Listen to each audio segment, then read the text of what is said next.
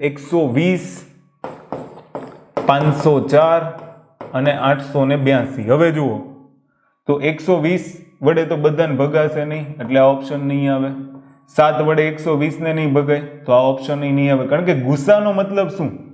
ગુસાનો મતલબ ગુરુત્તમ સામાન્ય અવયવ, અને એમાં મેં તમને કીધું કે એ જ ગુસા બનશે કે જેના વડે સંખ્યાને ભાગતા શેષ શૂન્ય વધવી જોઈએ.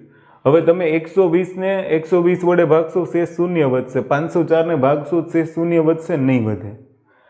7 વડે 120 ને ભાગશો, શેષ શૂન્ય વધે? નહીં વધે. એક ઓપ્શન, બે ઓપ્શન આપણી પાસે છે, કા ડન કા અ. તો હવે ઓપ્શન ઉપરથી આ ગુસા શોધવાનો, બીજી કોઈ રીત નહીં કરવાની.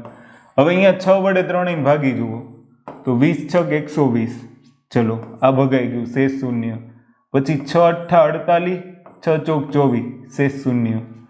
6 એકા 6, 6 એકા 6, 6 ચોક 24, 6 સત્તા 42, આમાંય શેષ શૂન્ય.